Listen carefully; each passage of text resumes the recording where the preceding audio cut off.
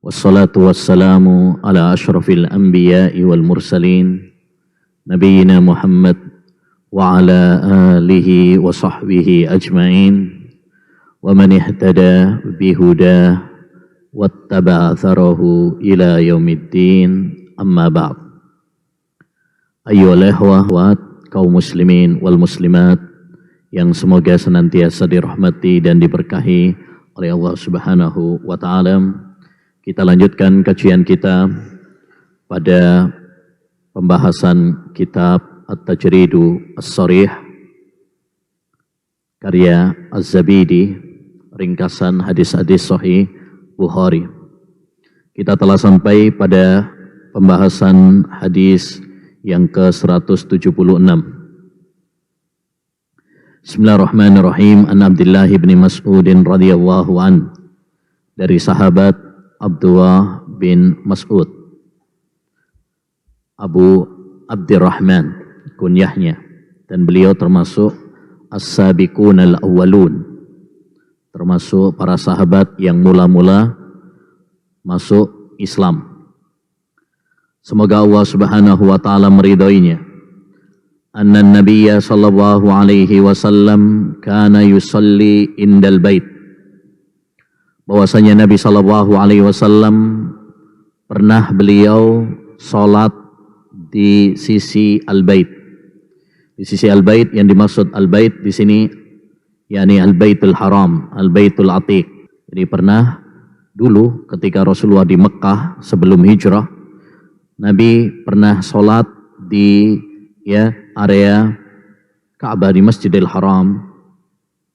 Wa Abu Jahlin wa ashabun lahu julusun, sedangkan Abu Jahal,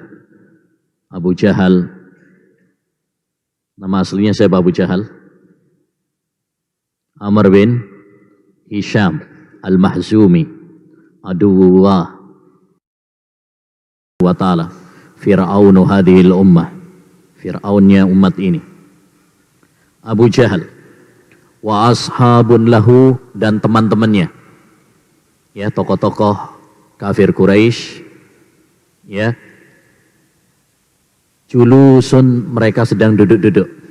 Jadi Nabi SAW ketika sholat di area Ka'bah, ini ada Abu Jahal sama teman-temannya, sama konco-konconya, duduk-duduk di area Ka'bah, karena saat itu Ka'bah masih di bawah kekuasaan orang-orang kafir Quraisy. Ini cerita tentang awal-awal, ya, awal-awal merkahnya Islam, ya, perjuangan Islam, awal-awal dakwahnya Nabi sebelum Nabi hijrah ke kota Madinah. Makanya perawinya adalah Abdullah bin Mas'ud, karena beliau termasuk as-sabiqunal awwalun, dia ngerti betul, dia menyaksikan peristiwa tersebut.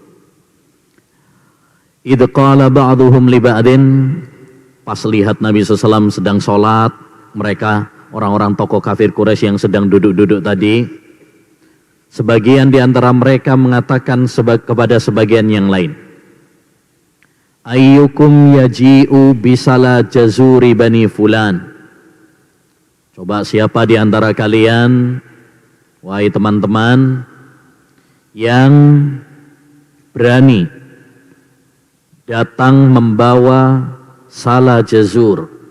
Salah jazur, salah itu artinya, ya, kulitnya, jerohannya, ya, itu salah jazur. Jazur artinya apa? Unta. Ya, siapa yang membawa, siapa di antara kalian yang berani membawa kulitnya? Mereka habis nyembelih, kan biasanya ada apa? Kulitnya, ada jerohannya, ya, kotorannya lah gitu, ya. Fayadha'uhu ala dhahri Muhammadin idza sajad, lalu dia berani meletakkan, ya, kotorannya tersebut, kotoran unta tersebut di atas punggung Muhammad ketika nanti apa? Sujud. Karena dia tahu bahwa Nabi kalau sujud itu lama.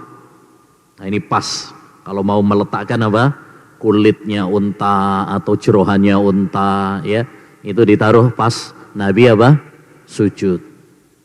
Ini nantang sambil ngeledek.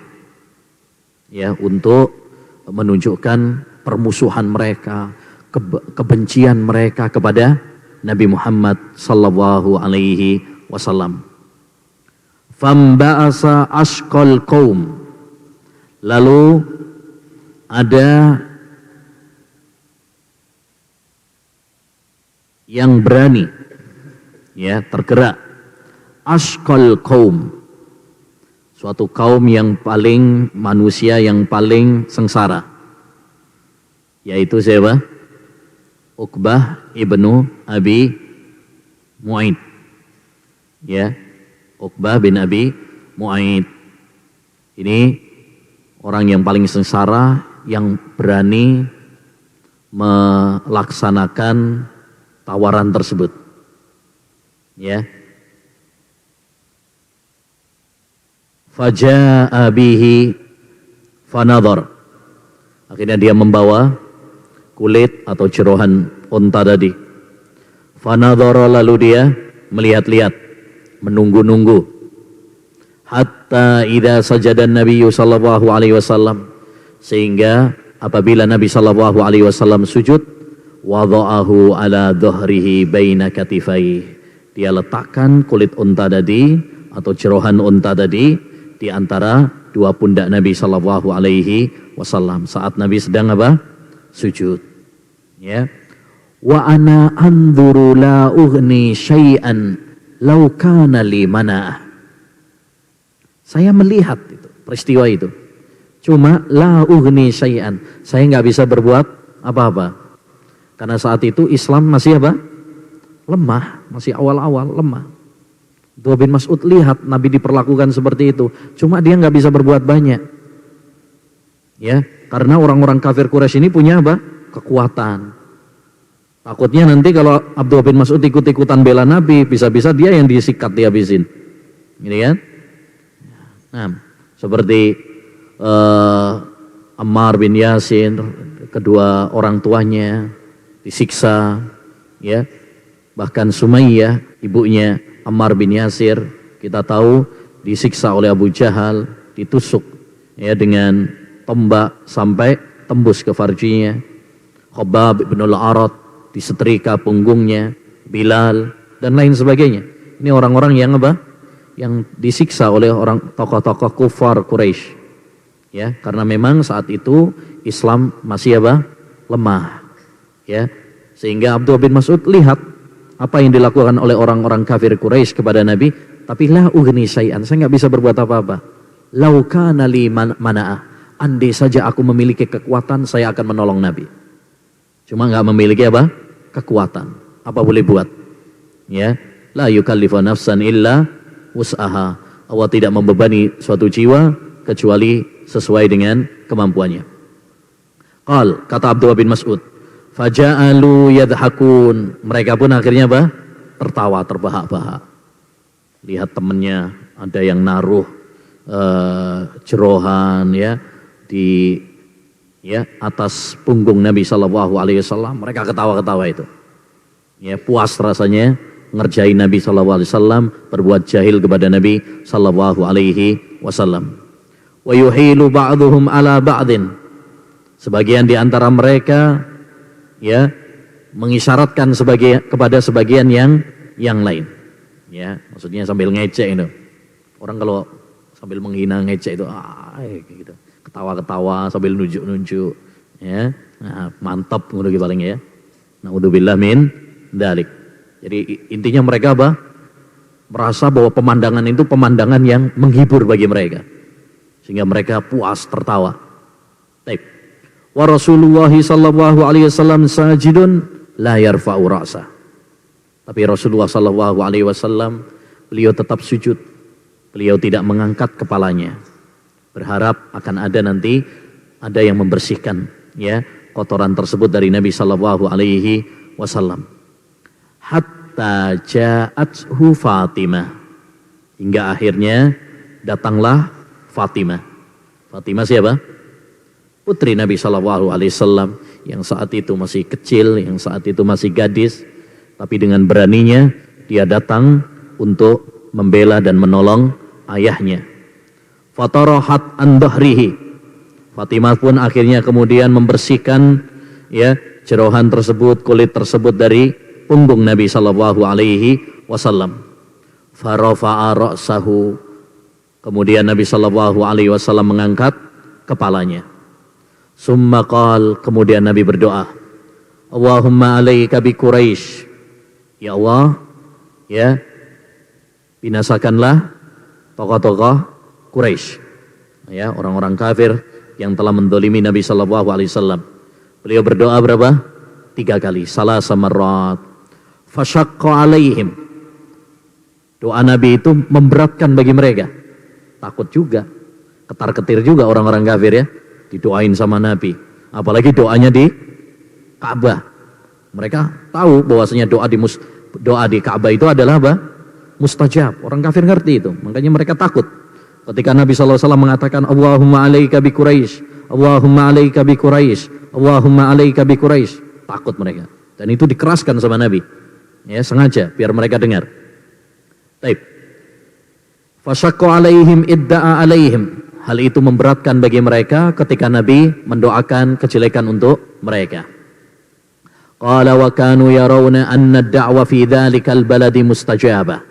Mereka menganggap, mereka tahu bahwasanya doa di negeri itu, maksudnya di Ka'bah, ya di area Masjidil Haram, itu adalah mustajab, akan dikabulkan oleh Allah Subhanahu wa taala.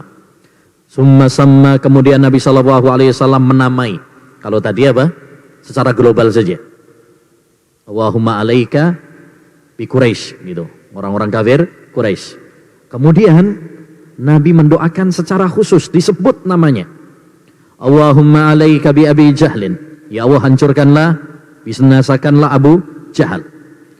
Wa alaika bi Utbah ibni Rabi'ah. Hancurkanlah, binasakanlah Utbah bin Rabi'ah. Ini tokoh-tokoh kufar Quraisy. Wa Syaibah ibni Rabi'ah. Ya, demikian juga Syaibah bin Rabi'ah. Wal Walid ibni Utbah. Walid bin Utbah. Wa Umayyah bin Khalaf. Dan Umayyah bin Khalaf. Wa Uqbah ibnu Abi Mu'aid. Demikian juga Uqbah bin Abi Mu'aid. Wa addas sabi'a falam nahfadhu. Ya, Rasulullah menyebut orang ketujuh tapi saya lupa. yakni Abdullah bin Mas'ud, ya tidak ingat ya namanya. Qal fawalladhi nafsi biyadih, demi zat, demi Allah Subhanahu wa taala yang jiwaku berada di tangannya. Ini perkataan siapa? Rawi Abdullah bin Mas'ud. Laqad ra'aitu, sungguh aku melihat, demi Allah, sungguh aku melihat, alladzina adda Rasulullah sallallahu alaihi wasallam, orang-orang yang disebut sama Rasulullah tadi, yang didoakan oleh Nabi sallallahu alaihi wasallam tadi, sar'a fil qalib, mereka dikubur di qalib. Qalib itu adalah sumur yang mati, ya. Qalibi Badrin, ya, sumur mati di Badar, yakni saat mereka binasa mati dalam perang Badar. Ini ya, Abu Jahal, ya, kemudian juga Utbah bin Rabi'ah, Syaibah bin Rabi'ah. Ini orang-orang yang mati pada perang Badar dan mereka dihinakan oleh Allah Subhanahu wa taala, ya, di mana jasad-jasad mereka, bangkai-bangkai mereka dibuang di sumur Badar, di sumur Badar. Baik. Hadis ini ayyuhal ikhwah memberikan kepada kita beberapa faedah. Faedah yang pertama yaitu permusuhan orang-orang kafir Quraisy kepada Rasulullah sallallahu alaihi wasallam. Ya, lihat bagaimana mereka begitu benci, mereka begitu memusuhi Nabi Muhammad sallallahu alaihi wasallam. Dan ini penting ya, kita belajar seperti ini, kita baca seperti ini, ya, agar kita tahu bahwa orang yang mendakwahkan, ya, dakwah yang benar, Al-Quran dan Sunnah, pasti akan mendapatkan apa? Ujian, cobaan dari Allah Subhanahu wa taala. Ya. Waraqah bin Naufal pernah mengatakan, lam ya'ti rajulun qattu bimisli ma ji'ta bihi illa udi. Tidak ada seorang pun yang datang ya mendakwahkan seperti yang kamu dakwahkan ini kecuali dia akan dimusuhi. Makanya penting kita belajar sirah, perlu belajar sirah para nabi, sirah Nabi Muhammad SAW agar kita mengambil pelajaran. Ya, nanti kalau antum berdakwah kemudian mendapatkan ujian, ya katakan pada diri kita, cobaan yang kita terima belum ada apa-apanya jika dibandingkan cobaan yang dialami sama para nabi dan rasul kita Muhammad SAW. Ya, lihat bagaimana mereka tadi begitu benci, memusuhi Nabi Muhammad, ya, menyakiti Nabi Muhammad, tapi Nabi sabar, ya sabar. Dan di antara faedah dari hadis yang mulia ini adalah, ya, lamanya sujud Nabi SAW. Lamanya sujud Nabi. Jadi Nabi kalau sujud itu agak lama. Kenapa? Ya, makanya orang-orang kafir naruhnya pas sujud, karena dia tahu kalau Nabi pas sujud agak lama. Ya. Dan di antara faedah dari hadis yang mulia ini adalah bahwa orang yang bersekongkol hukumnya sama seperti pelaku. Yang naruh jerohan ya atau kotoran kepada Nabi SAW satu orang, Uqbah bin Abi Mu'aid. Ya. Tapi yang bersekongkol banyak orang. Tapi dihukumi apa? Sama oleh Nabi SAW. Makanya mereka didoakan kebinasaan semuanya oleh Nabi. Karena mereka ikut serta. Bersekongkol, ketawa, ya, menyetujui. Jadi, kalau kita itu menyetujui, bersekongkol, walaupun kita bukan pelakunya, ya sama saja hukumnya. Misalkan ada orang bunuh. Yang bunuh satu orang, tapi yang lainnya bersekongkol. Ada yang jagain pintu, misalkan di depan rumah, ada yang bagian megangin tangannya misalkan, ya, ada yang standby di mobil, jangan-jangan nanti ada yang datang misalkan, ya. Orang yang bersekongkol hukumnya sama seperti apa? Pelaku. Makanya kata Umar bin Khattab, andaikan penduduk Son'a bersekongkol untuk membunuh satu orang, saya akan bunuh semuanya. Ya, saya akan kisos semuanya. Karena orang yang bersekongkol itu hukumnya sama seperti apa? Ya, orang yang melakukan. Baik. Dan di antara faedah dari hadis yang mulia ini adalah kecintaan para sahabat kepada Nabi sallallahu alaihi wasallam. Ya, Fatimah, Abdullah bin Mas'ud, ya begitu cinta kepada Nabi. Mereka ingin membela Nabi sallallahu alaihi wasallam. Cuma Abdullah bin Mas'ud apa? Nggak bisa membela karena beliau lemah, ya termasuk orang yang tidak punya, ya. Berbeda dengan Fatimah, dia dari Quraisy, dia memiliki kehormatan, memiliki nasab, putri Nabi Shallallahu Alaihi Wasallam. Dan di antara faedah juga dari hadis yang mulia ini adalah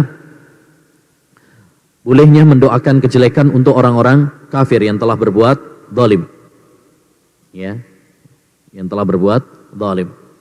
Boleh. Boleh juga dijaharkan, karena Nabi SAW menjaharkan di situ, ya. Karena di sini Nabi terdolimi, makanya hati-hati dari doa orang yang terdolimi. Wattaqi da'watal madlum, fa innahu laisa bainaka wa bainallahi hijab. Hati-hati kamu dari doa orang yang terdolimi, karena tidak ada tabir penghalang, ya, antara Allah Subhanahu wa ta'ala dengan doa orang yang terdolimi. Artinya doanya mustajab di sisi Allah Subhanahu wa ta'ala. Dan di antara faedah dari hadis yang mulia ini adalah tanda di antara tanda-tanda kekuasaan Allah Subhanahu wa ta'ala bahwa Allah mengabulkan doa Nabi Muhammad.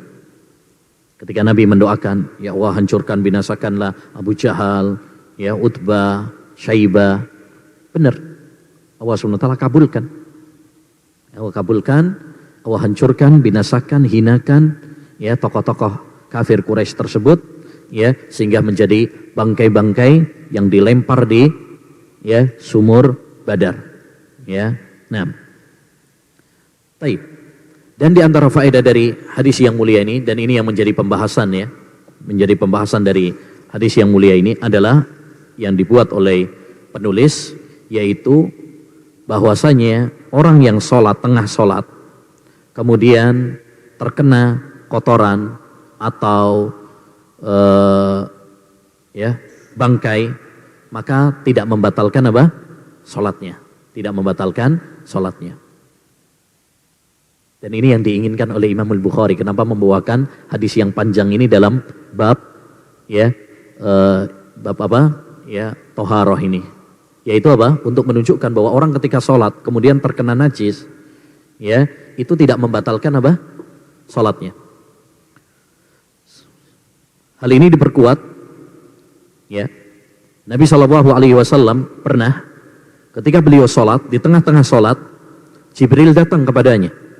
Bahwasanya pada sandal Nabi SAW itu ada najisnya. Ada najisnya. Apakah Nabi membatalkan sholatnya? Enggak. Nabi melepas sandalnya saja. Cukup. Tidak perlu membatalkan.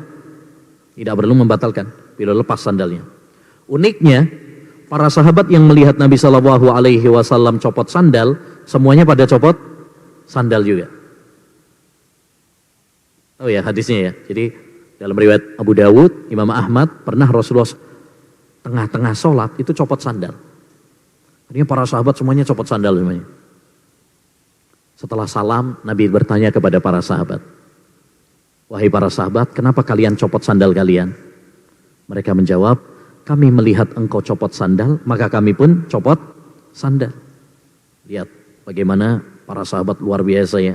Mereka betul-betul ittiba, mencontoh Nabi SAW. Walaupun mereka belum tahu alasannya Nabi itu. Karena masih sholat. Masuk nanya sama Nabi, Nabi kenapa copot sandal? Kan lagi sholat, nggak mungkin. Ya, walaupun mereka belum tahu alasannya, yang penting niru dulu. Luar biasa. Ini yang perlu kita contoh ya. Yaitu baik kita mengetahui hikmahnya atau tidak, yang penting ikuti Nabi dulu. Karena dengan mengikuti Nabi SAW, disitulah keberkahan. Disitulah keselamatan. Wa in tuti'uhu tahtadu. Jika kamu mentaati Nabi Muhammad, maka kamu akan mendapatkan hidayah. Ya. Baik. Setelah mendengar jawaban tersebut, Nabi SAW mengatakan, tadi Jibril datang kepada saya, ngabarin bahwa di dalam sandal saya itu ada kotorannya, ada najisnya. Makanya saya copot. Kalau kalian nggak ada najisnya, ya nggak usah dicopot. Ya.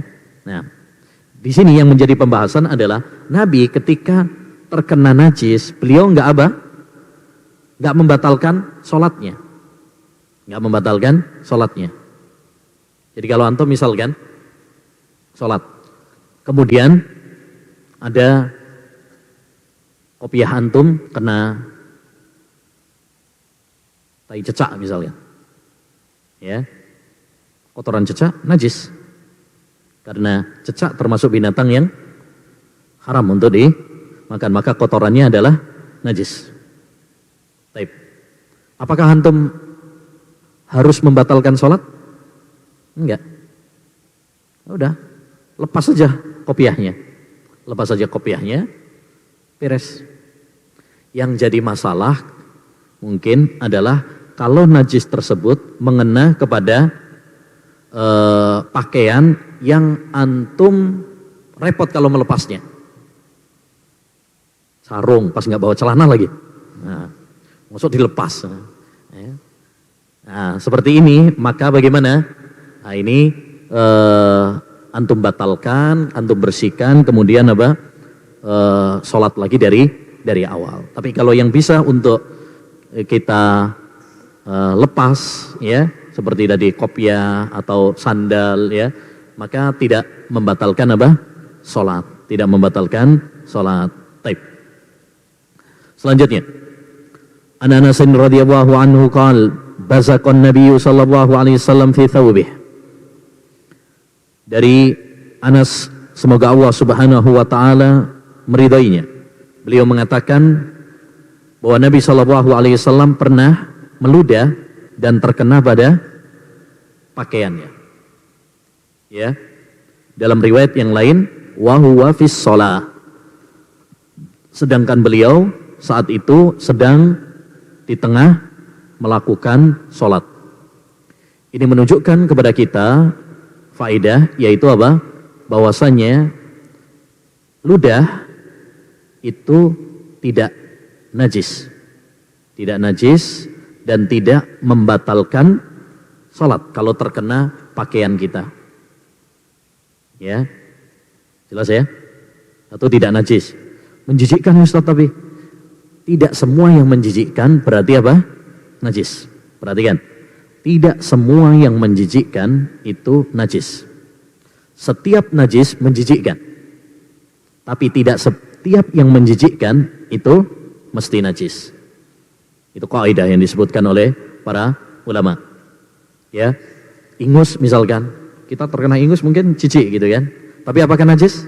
Nah, tidak boleh kita mengatakan najis sampai ada dalilnya. Kalau nggak ada dalil yang menunjukkan bahwa itu najis, ya berarti hukum asalnya apa? Suci.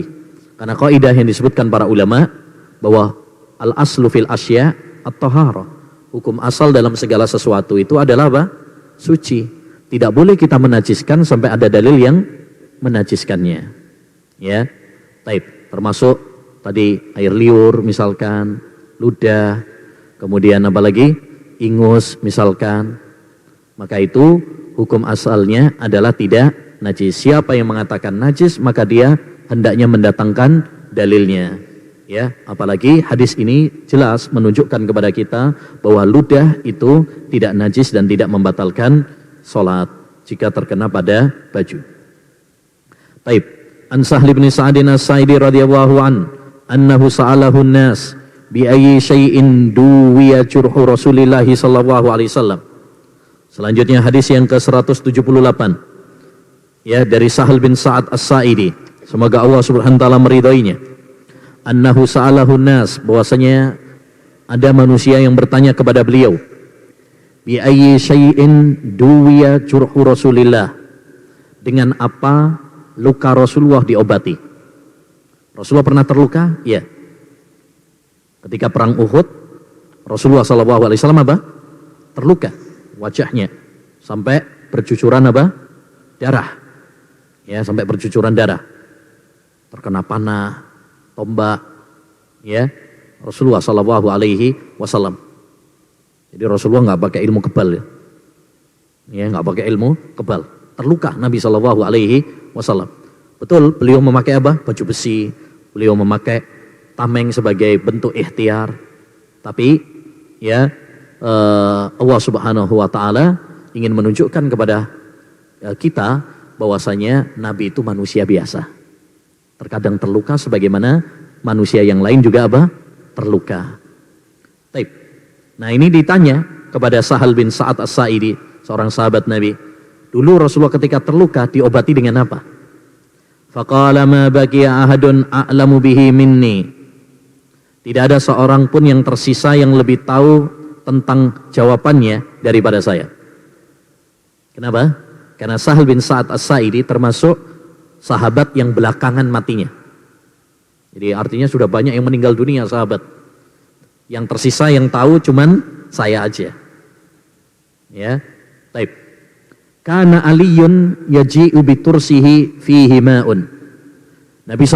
Ali bin Abi Thalib saat Nabi terluka pada perang Uhud itu, beliau membawakan turs.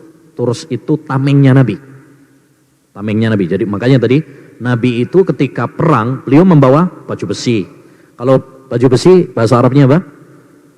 Dir'un. Bedakan. Kalau dir'un itu baju besi. Kalau turs itu tameng. Ya, baju besi dipakai seperti baju, cuma dia terbuat dari besi. Ya, sehingga kalau misalkan ada pedang atau tombak atau panah itu tidak terlalu apa? Parah atau mungkin malah mental gitu ya. Sebagai ikhtiar. Bukan pakai ilmu kebal ini, ya ikhtiar. Ya, ikhtiar. Tapi kalau tameng itu yang dipegang pakai apa?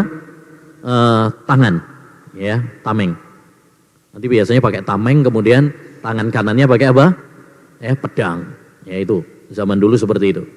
Kana Aliyun yaji'u bitursihi fihi ma'un. Ali bin Abi Thalib datang membawakan tamengnya Rasulullah sallallahu alaihi wasallam.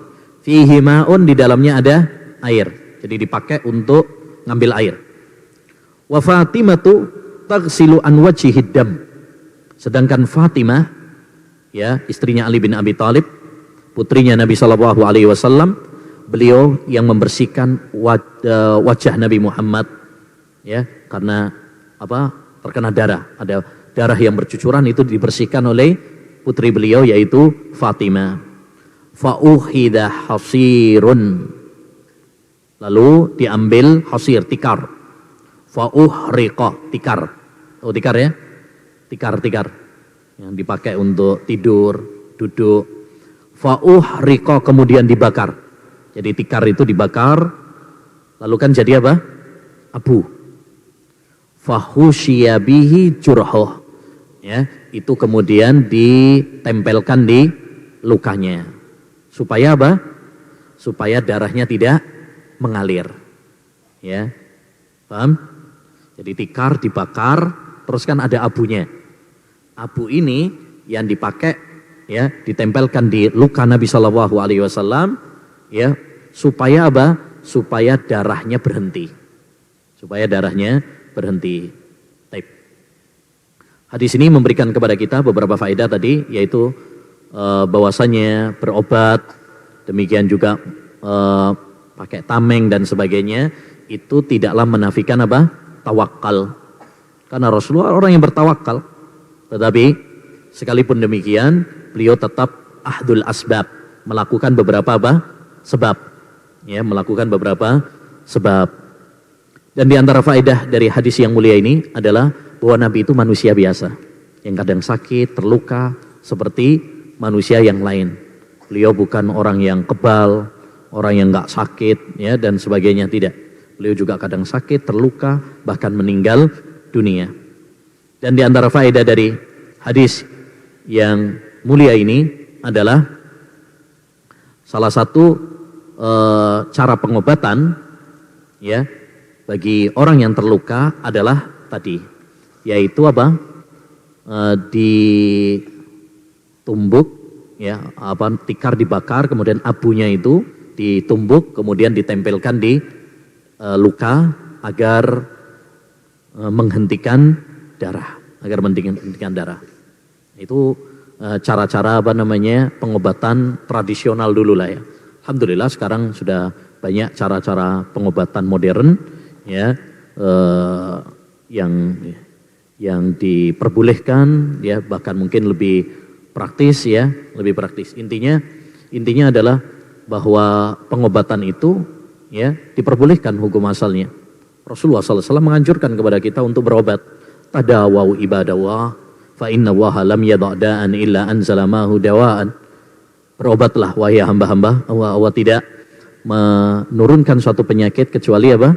Menurunkan bersamanya obat penawarnya. Jadi silahkan mau berobat dengan cara apapun, baik dengan cara tradisional, dengan cara modern, selama itu tidak bertentangan dengan syariat. Yang nggak boleh itu adalah pengobatan-pengobatan yang bertentangan dengan syariat.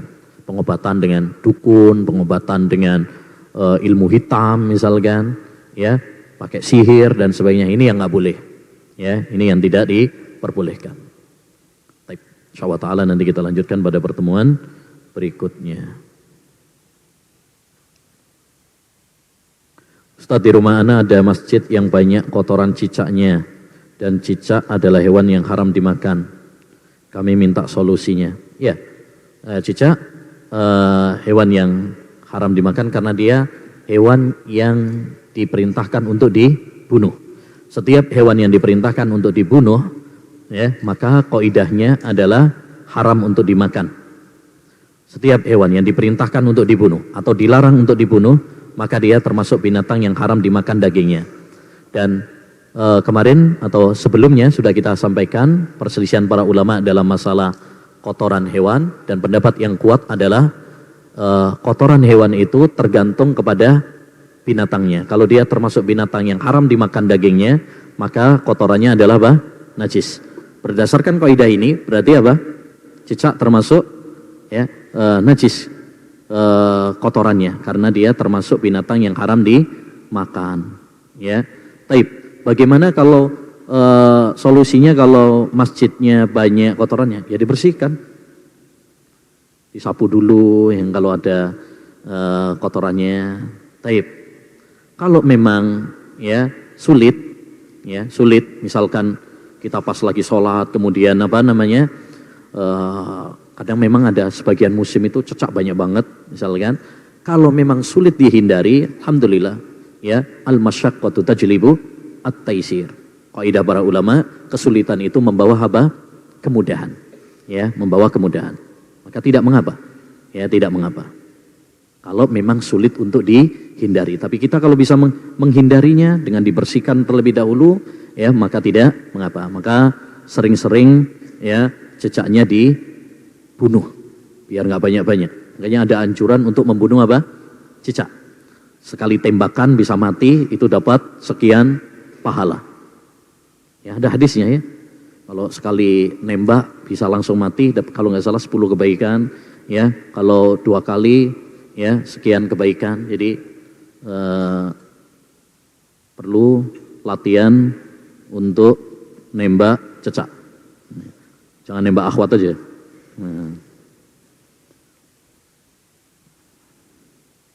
Ustaz, bagaimana kita menjawab orang yang bertanya kepada kita, apa manhaj antum?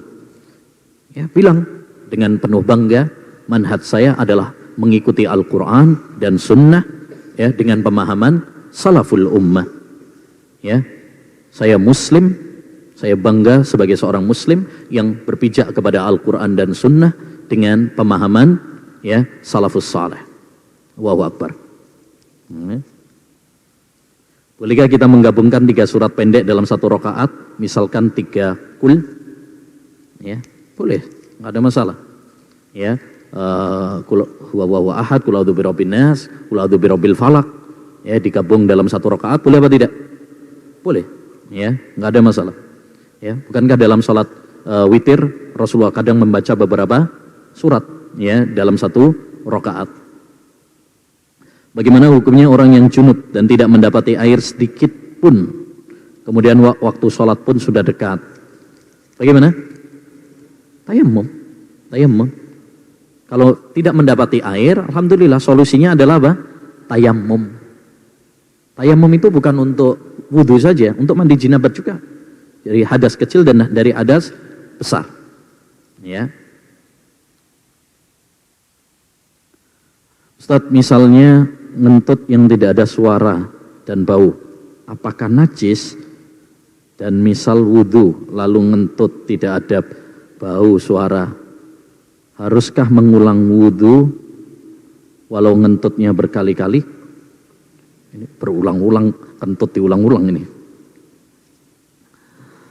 Ngentut baik bersuara maupun tidak bersuara, maka itu bukan najis, tapi apa?